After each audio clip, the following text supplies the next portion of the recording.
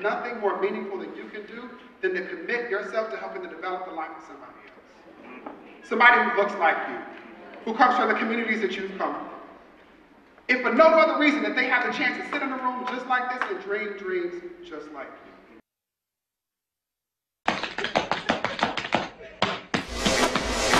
Ellen!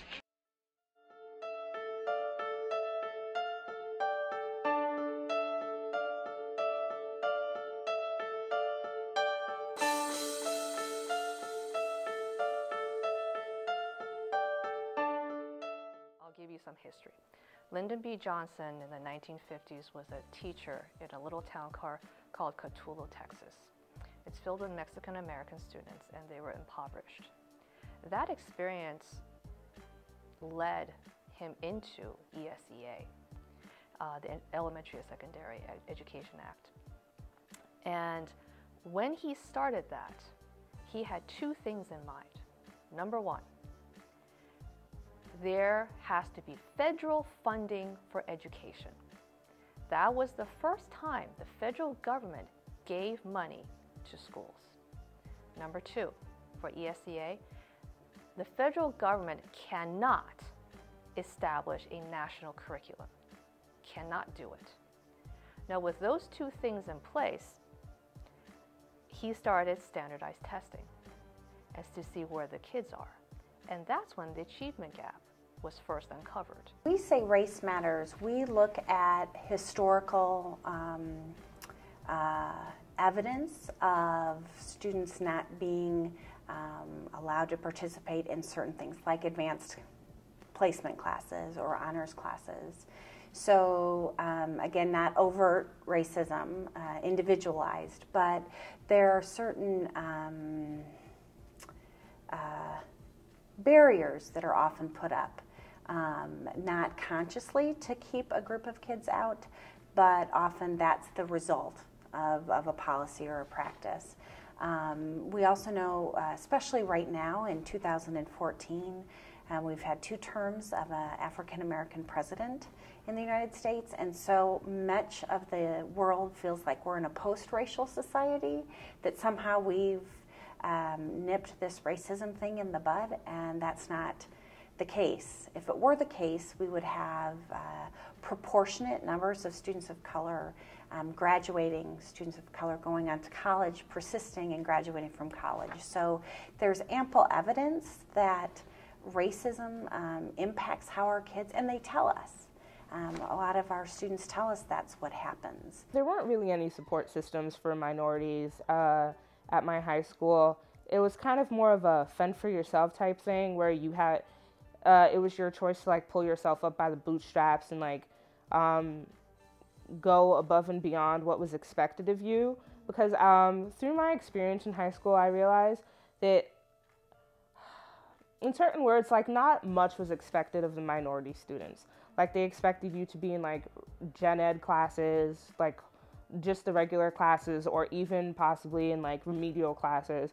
And so when you were in an honors class or in an AP class, you were looked at as like, oh my God, look at this special snowflake black person who's in this class. I used to get those comments a lot actually. Like looking back at it, during that time, I didn't really see it as like bad, but like after I graduated and I've had more experiences with people, it was kind of insulting in a way, where they would be like, oh, you're not like the rest of those black people. I'm like, what does that mean? What type of comment is that? Or I'd get comments like after I took the SAT, we were discussing SAT scores, and I told a couple of my friends who were in like my AP class, which is mostly Asians and Caucasians. I told them my SAT score. They were like, oh my God, that's like getting a 2400 for a black person. Like, that's really great.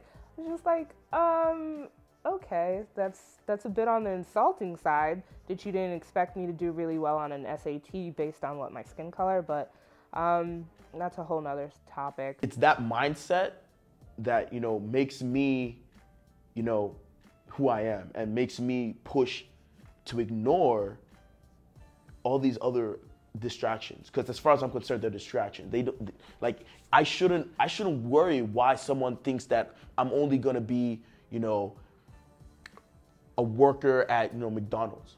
And it was funny, there's a typical typical example was, while I was still in school, I had this one math teacher, and it was for pre-calculus. And he told me, and it wasn't that I was bad at pre-calc. Obviously, I'm an engineer. Mathematics is something that I have to like in order to be any type of engineer. He told me that I wasn't gonna be successful because I couldn't understand the basics of, what pre-calculus was. Mind you, I got an A in differential equations in college. You need Calc 1, Calc 2, pre-calc, whatever type of mathematics out there in order to get an A. And I guess an A shows that you have very good understanding of the material. And I just remember just thinking back to that point in time when he told me that I wasn't gonna do well, or that I wasn't gonna be able to understand, my academics.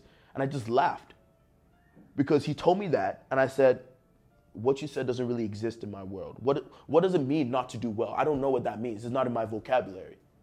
All I have to do is try and try and try again. And if I fail, that's great, because I could wake up tomorrow, pick up my textbook, and start reading it all over again and try again.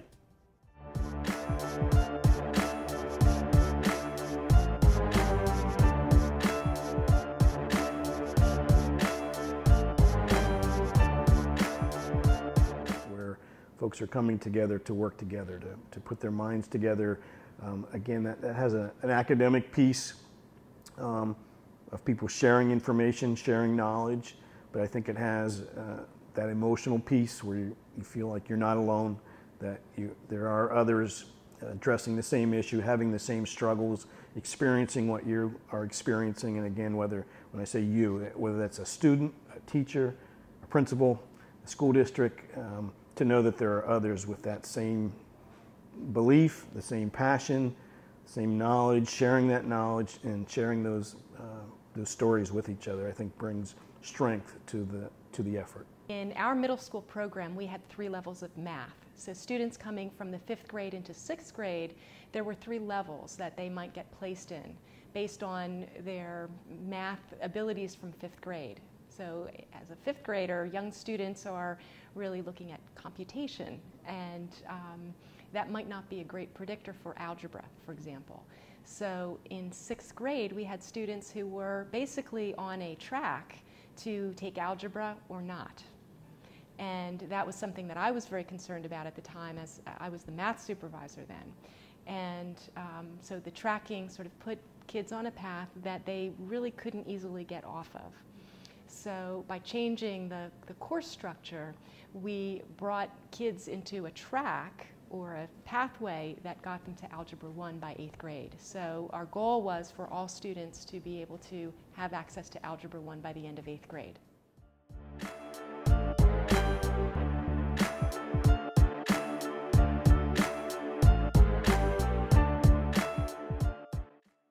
Ever since I was young, there are people who say, oh, you can't come to my party because you're black, this and that. Black people should do this, black people are expected to.